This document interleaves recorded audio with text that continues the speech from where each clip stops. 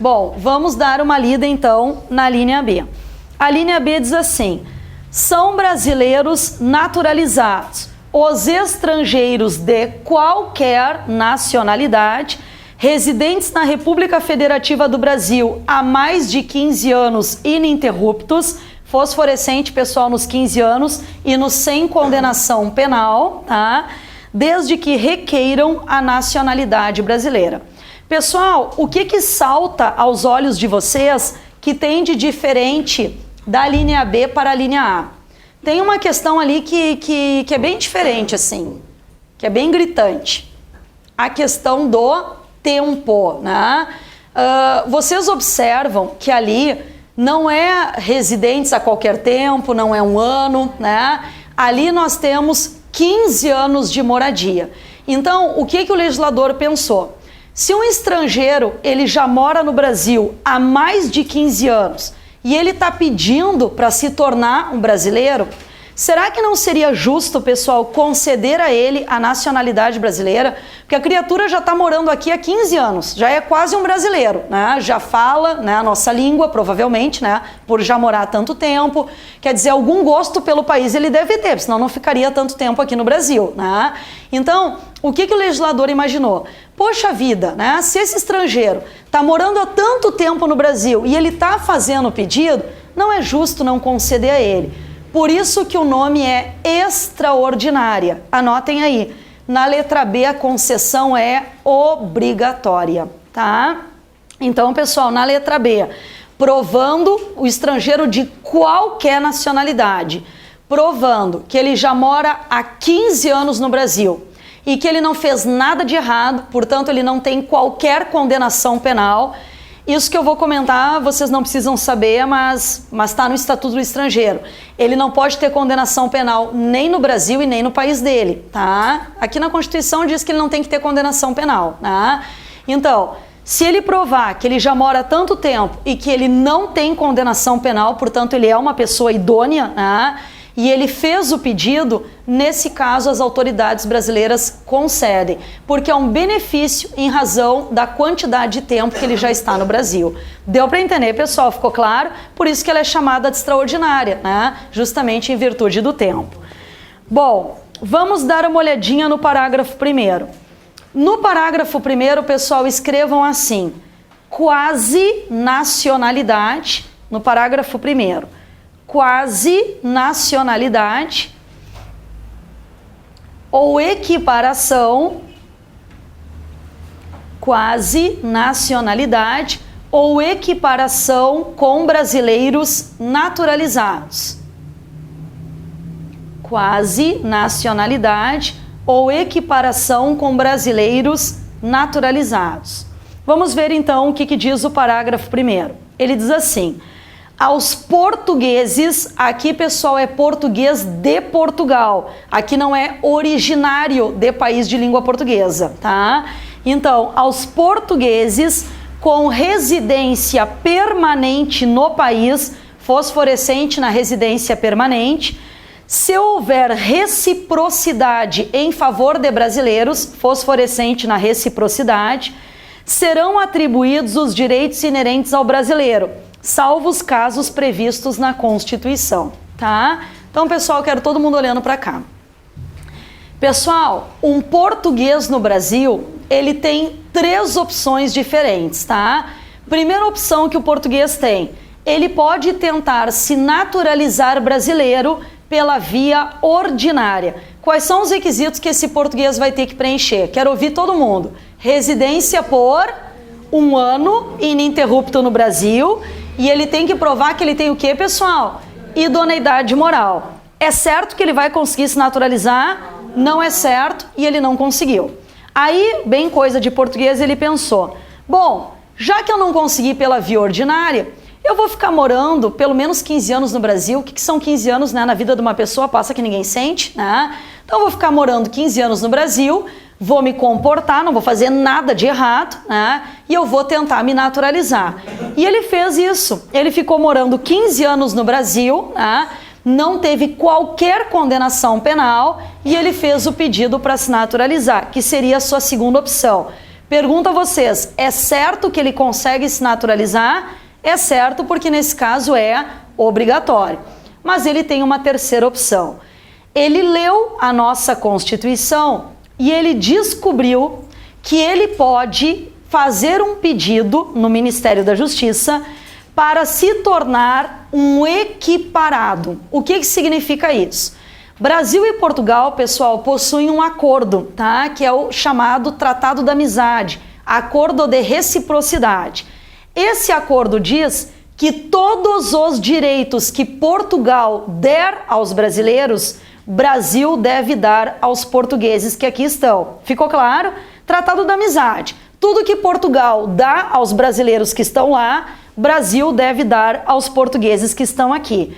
E um desses direitos é o direito de obter uma equiparação, sem perder a condição de português. Então, para vocês entenderem, o português, pessoal, ele vai fazer um pedido no Ministério da Justiça porque ele quer ter todos os direitos de um brasileiro naturalizado, porque direitos de brasileiro nato ele não pode ter, senão ele poderia ser presidente do país. Tá? Então, ele deseja ter todos os direitos de um brasileiro naturalizado, mas o detalhe, ele não quer perder a condição de português, tá?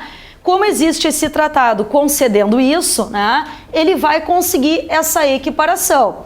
Só que daí vem a minha pergunta, qual é a nacionalidade desse português equiparado? Letra A, ele é um brasileiro naturalizado. Letra B, ele tem dupla nacionalidade. Letra C, ele é um estrangeiro. O que vocês marcariam na prova? Ele é um estrangeiro, só que ele é um estrangeiro diferenciado. É o único estrangeiro, pessoal, que no Brasil pode ter todos os direitos de um brasileiro naturalizado, sem perder a condição de estrangeiro. Deu para entender? Se eu estou dizendo que ele tem todos os direitos, ele pode votar e ele pode ser votado. Ele só não pode ser votado, isso a gente vai estudar na próxima aula, que é Direitos Políticos, ele só não pode ser votado para cargos que são exclusivos de brasileiros natos. Deu para entender? É uma exceção, é uma condição especial em virtude de um tratado que o Brasil tem. Ficou claro? Certo? Última questão, e aí a gente faz então o nosso intervalo. O parágrafo 2º, pessoal, ele diz que a lei não poderá estabelecer distinção entre brasileiros natos e naturalizados, salvo os casos previstos na própria Constituição. Então, pessoal, a Constituição está nos dizendo que nenhum tipo de lei, nenhuma lei ordinária, nenhuma medida provisória, nenhuma lei complementar, nenhuma lei delegada, nenhum tipo de lei pode estabelecer diferenças entre os natos e os naturalizados. Todas as diferenças que existem, na verdade são apenas 4, todas elas estão na Constituição. Então eu vou passar essas diferenças para vocês anotarem e aí após o intervalo a gente vai estudar, tá?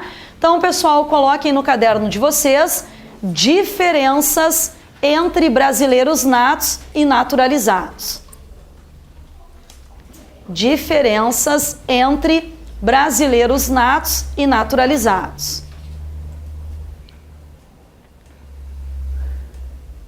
Tá? Diferenças entre natos e naturalizados.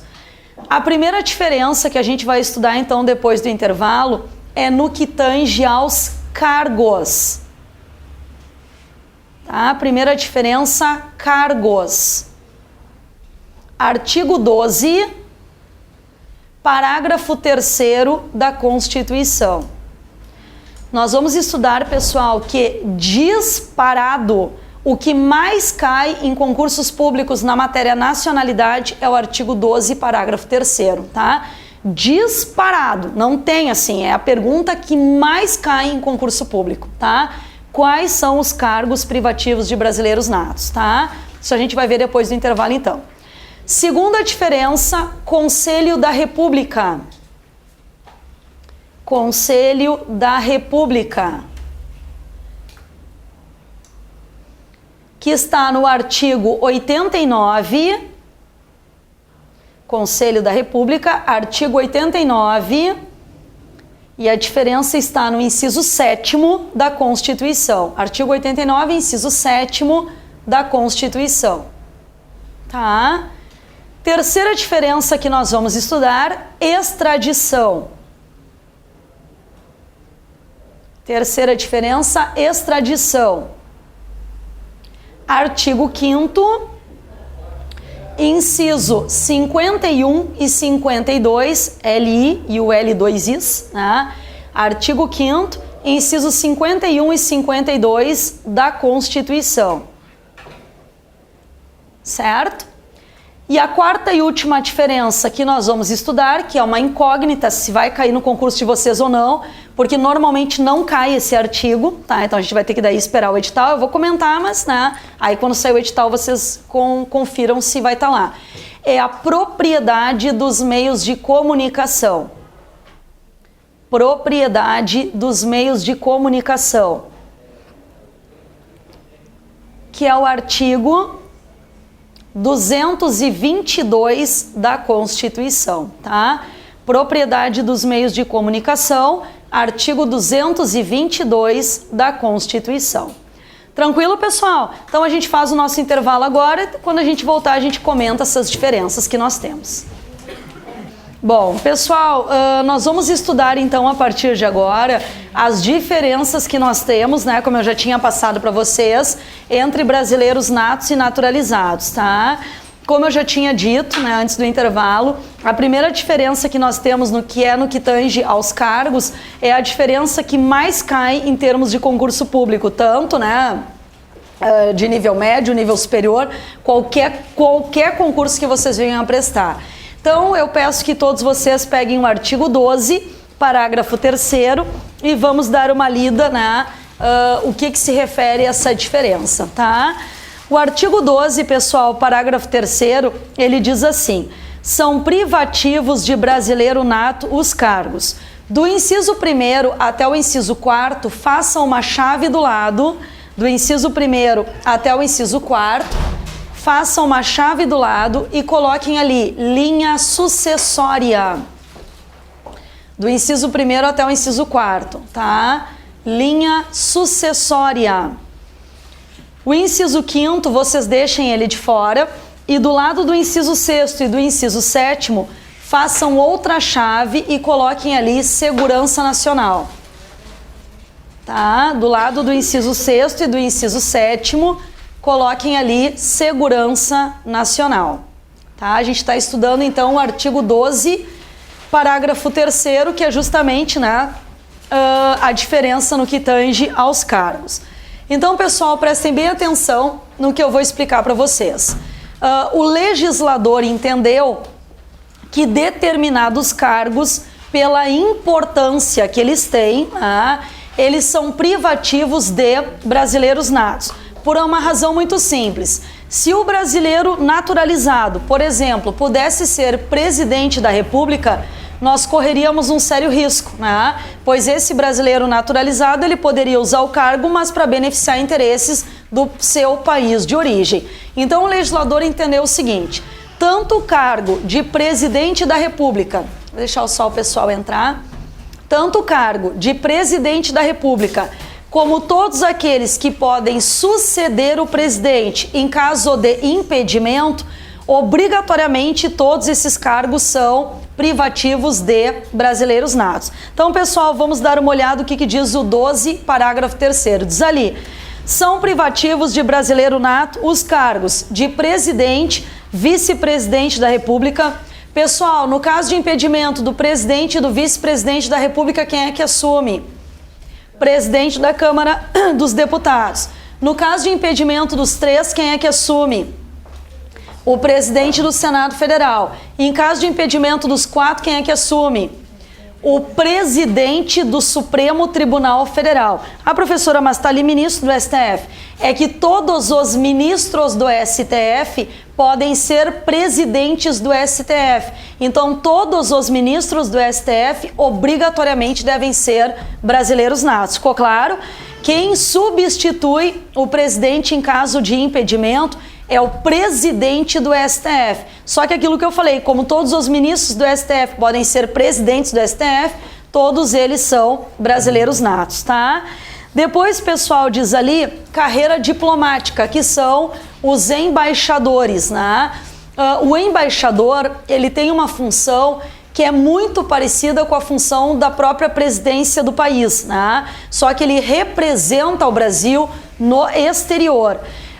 Os diplomatas brasileiros, pessoal, se algum de vocês for um dia fazer aquele concurso, que é o concurso do Instituto Rio Branco, que é o concurso mais difícil do Brasil, né? Que é justamente para o cargo da diplomacia, um dos requisitos, além de falar sei lá quantas línguas, né? Que eu não me lembro quantas línguas tem que falar para poder prestar o concurso, são três, né? Além disso, um dos requisitos obrigatórios é ser brasileiro nato. Por uma razão muito simples, né? Os diplomatas brasileiros representam o Brasil no exterior. Se a representação não é feita por um brasileiro, essa representação ela ficaria meio estranha, concordam comigo, né? Ah, quem tu é? Ah, eu represento o Brasil. Tá, mas qual é a tua origem? Ah, eu sou canadense, por exemplo, né? Então, justamente a ideia de que para ter uma boa representação, essa pessoa ela tem que ter origem brasileira. E o pensamento que se tem é que como diplomata, né, uma das suas funções é celebrar acordos, né, fechar tratados, ele poderia também acabar usando o cargo para beneficiar interesses do seu país de origem e não do país que ele representa, tá? Depois diz ali, oficial das Forças Armadas e ministro de Estado da Defesa. Tanto os oficiais das Forças Armadas como o próprio ministro da Defesa são cargos, pessoal, que têm a incumbência da defesa do território numa situação de guerra, né? Então, o Brasil entende que as pessoas que estão diretamente envolvidas na proteção do território, obrigatoriamente elas devem ser brasileiras natas, por uma questão muito simples, né? Se fosse o naturalizado, por exemplo, o oficial, né, das Forças Armadas ou o próprio ministro da Defesa, na primeira guerra que o Brasil sofresse, é muito possível que essa pessoa fugisse ao seu país de origem, né? E o território ficaria sem ter uma proteção. Então a ideia é colocar brasileiros natos, né, nessas funções, justamente para que o Brasil tenha uma boa representação, uma boa condução, né? E por aí vai. Primeira questão importante com relação ao artigo 12, parágrafo 3º. Existem dois cargos, pessoal, que não estão previstos nesse artigo 12, parágrafo 3º, e que também são exclusivos de brasileiros natos. Então eu quero que vocês anotem aí. Primeiro é o presidente e o vice-presidente, tá? Presidente e vice-presidente do Tribunal Superior Eleitoral. Presidente e vice-presidente do Tribunal Superior Eleitoral, TSE, tá? A Constituição diz que a presidência e a vice-presidência do Tribunal Superior Eleitoral são ocupados por ministros do STF. Então eu pergunto para vocês, se a presidência do Tribunal Superior Eleitoral só pode ser ocupada por um ministro do STF, o ministro do STF é um nato ou é naturalizado ou tanto faz? É um nato. Então, obrigatoriamente, o presidente e o vice-presidente do TSE são brasileiros natos. Concordam comigo? Aqui, pessoal, é importante vocês observarem que não é pelo cargo, e sim pela pessoa que ocupa o cargo. Vocês entenderam? O cargo não está escrito que ele é exclusivo de brasileiros natos, mas está dito que só pode ser ocupado por ministro do STF. Então, só pode ser de brasileiro nato. Vocês entenderam? É pela pessoa e não pelo cargo, tá? E o segundo cargo que acaba sendo exclusivo de brasileiros natos, se vocês quiserem anotar, é a presidência do Conselho Nacional de Justiça, tá? Presidência do CNJ, Conselho Nacional de Justiça. Diz, pessoal, a nossa Constituição Federal que a presidência do CNJ só pode ser ocupada pelo próprio presidente do STF.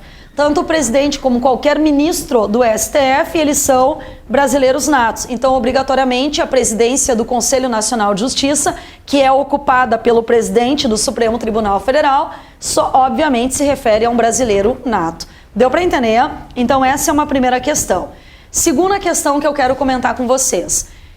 Tirando essas duas exceções que eu pedi, né, que vocês anotassem agora, qualquer cargo que não esteja previsto no artigo 12, parágrafo 3º, é porque o brasileiro naturalizado também tem acesso. Então, pessoal, minha pergunta é: vereador pode ser um naturalizado?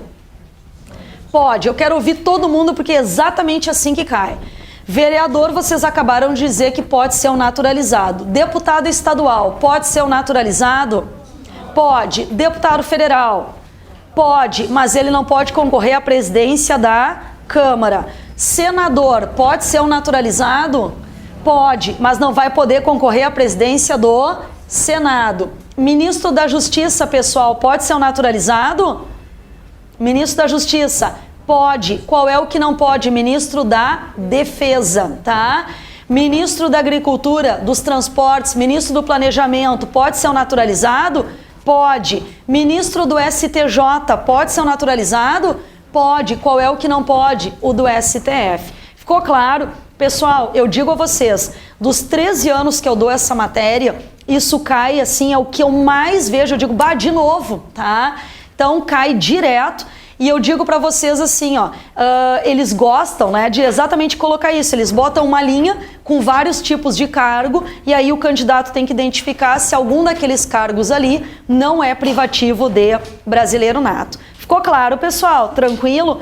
Bom, vamos à segunda diferença. A segunda diferença, ela está no artigo 89. Eu não sei se vocês têm esse artigo na apostila, pessoal. Essa eu acho que não. Se vocês tiverem, provavelmente é na apostila do André. Não tem, né? Não tem problema, tá? Eu vou ler para vocês o artigo 89, porque esse artigo, né, enfim, se caiu na última prova, tá na parte do André e não na minha. Por isso que não tá na minha apostila. Mas não tem problema nenhum. Eu vou ler para vocês o artigo 89 e aí a gente vai entender qual é a diferença do nato e do naturalizado dentro desse artigo, tá? O Conselho da República, pessoal, como a própria lei nos diz, e eu já vou fazer a leitura, é um órgão de consulta da Presidente da República. Tá? E a Presidente, ela consulta todas as vezes que o Brasil está passando por uma situação grave, por uma situação de risco. Eu brinco dizendo, deve ser todos os dias, né? Todos os dias a Dilma deve bater lá, tem alguém aí no Conselho, né? Na verdade, a ideia é, o Brasil, por exemplo, às vezes se depara com uma situação de que há necessidade do governo federal intervir em algum estado, né? Isso já aconteceu no Rio de Janeiro, né? Numa situação que estava um caos no Rio de Janeiro pela própria questão do tráfico, né? Alguns anos atrás. Então, quando há necessidade de se decretar uma intervenção federal, um estado de defesa, um estado de sítio, o Brasil está passando por alguma calamidade de grande proporção, né? Quando tem alguma coisa assim muito, né, gritante, a ideia é que o presidente, né, no caso a nossa presidente, consulte o conselho no intuito de ver qual é a melhor atitude que vai tomar diante da situação. Então, a questão é a seguinte: quem é que pode participar desse conselho, tá? Eu vou ler para vocês quem são as pessoas que participam e vocês vão me dizer se há um brasileiro nato ou se tanto faz. Então, além, obviamente, do presidente da República, participa do conselho o vice-presidente da República, que é nato. Participa também o presidente da Câmara dos Deputados, que é nato. Presidente do Senado Federal, que é nato. Depois diz ali, líderes da maioria e da minoria na Câmara dos Deputados. Tanto faz, tanto pode ser nato como pode ser naturalizado. Líderes da maioria e da minoria no Senado Federal. Tanto faz, tanto pode ser nato como pode ser naturalizado. Ministro da Justiça. Tanto faz, nato ou naturalizado. E aí termina o artigo dizendo: participam ainda 6 cidadãos brasileiros natos com mais de 35 anos de idade, sendo 2 nomeados pelo presidente da República, 2 eleitos pelo Senado Federal e 2 eleitos pela Câmara dos Deputados, todos com mandato de 3 anos vedada a recondução. Então, pessoal, minha pergunta é a seguinte, que poderia cair para vocês. Na verdade, é uma afirmação, não é uma pergunta. Se caísse para vocês a seguinte afirmação: brasileiro naturalizado não tem acesso ao Conselho da República. Essa afirmação está certa ou ela está errada? Está errada, mas poderia ser dito de uma outra maneira. No Conselho da República, a participação dos brasileiros naturalizados é mais restrita. Certo ou errado? certo? Porque tem muito mais cargos dos brasileiros natos do que os naturalizados. Se vocês observaram, ali os naturalizados ou participam como líder da maioria e da minoria na Câmara, líder da maioria e da minoria no Senado ou como ministro da Justiça. Todo o resto é exclusivo de brasileiros natos. E ainda tem 6 lugares que são reservados a brasileiros natos com mais de 35 anos, como a gente observou. Deu para entender, pessoal? Então, é muito simples. A questão é, o acesso do naturalizado é mais restrito. Só isso. Tranquilo? Vamos à nossa terceira diferença. Nós vamos estudar agora a terceira diferença, que é no que tange a extradição. Antes, pessoal, de trazer para vocês a diferença no que tange a extradição, eu tenho que mostrar para vocês a diferença entre extradição, deportação e expulsão, porque são conceitos parecidos, né? E que podem cair para vocês em termos de prova, e é muito fácil confundir essas 3 modalidades. Até porque deportação e expulsão não existe para brasileiro, tá? Então tudo isso eu vou explicar. Primeiro eu vou fazer as 3 diferenças, depois eu comento tudo, enfim, para que vocês entendam bem. Então coloquem assim no caderno de vocês. Extradição. Extradição.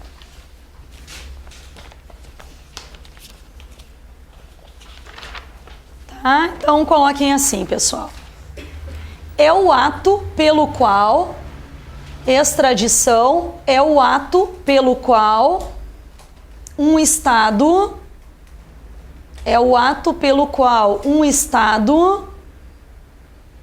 entrega um indivíduo,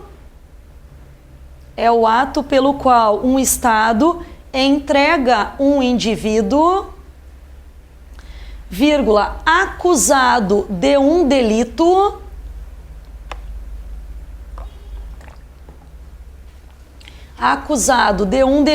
ou já condenado como criminoso,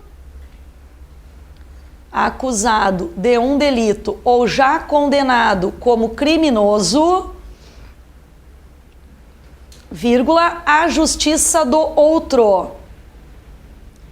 A justiça, né, no caso do outro Estado, vírgula, que é competente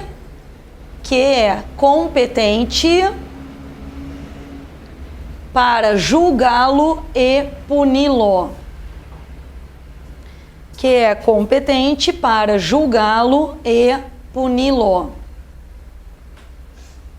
Tá? Ponto final.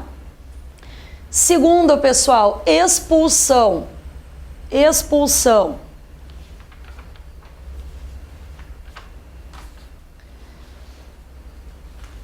É o ato pelo qual, expulsão é o ato pelo qual um Estado,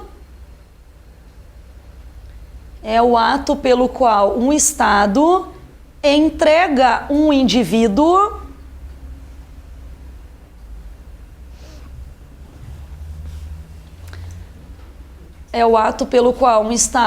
Aliás, pessoal, vai ficar assim, mas eu errei a frase, tá? Porque eu tava pensando em extradição, tava dando o conceito de extradição, mas eu tô falando em expulsão. Então eu só vou completar assim, daí eu vou mudar a frase, tá? Para ficar a frase correta. Eu botei, é o ato pelo qual um Estado entrega um indivíduo a outro Estado,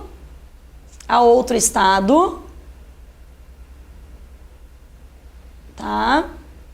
Por ter o indivíduo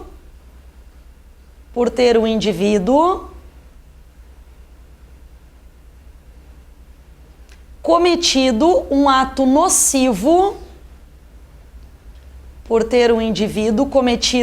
nocivo, ao interesse nacional.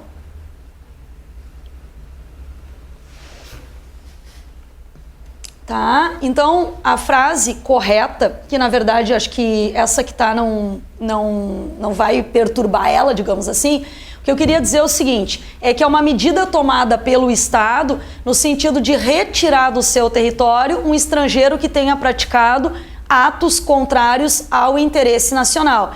Então, o Brasil, pessoal, é uma medida tomada pelo Brasil, tá? O Brasil retira do seu território um estrangeiro que tenha praticado algum ato contrário ao interesse nacional. Ficou claro? Então, na verdade, dá na mesma, que vocês anotaram que é uma medida tomada, né, pelo Estado que consiste em retirar... Não sei como é que eu ditei. Como é que eu ditei? Tu pode ler para mim? Um Estado entrega um indivíduo a um outro Estado ao interesse nacional. É a mesma coisa. Deu para entender, pessoal, tá? É o Brasil, né, mandando embora uma pessoa, um estrangeiro, porque ele cometeu um ato que é contra o nosso interesse, tá? Como depois eu vou explicar. E a última, pessoal, é a deportação, tá? Deportação. Consiste em devolver o estrangeiro, ao exterior. Consiste em devolver o estrangeiro ao exterior. Ponto.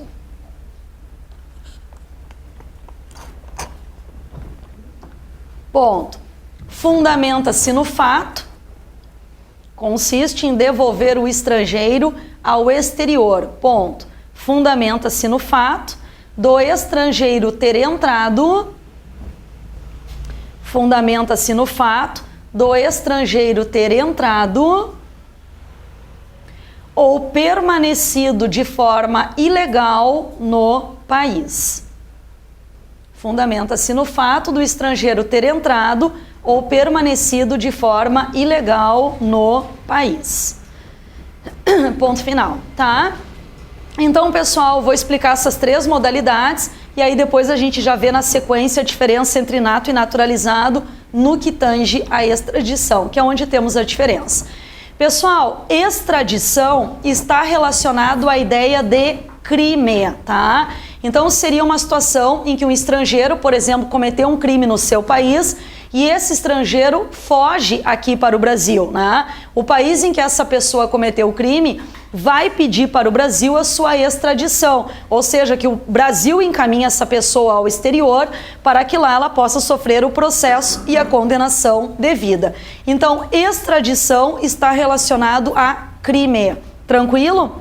A expulsão é toda e qualquer situação em que um estrangeiro que tenha direitos aqui no Brasil, ele tenha praticado algum ato que seja contrário ao interesse do nosso país.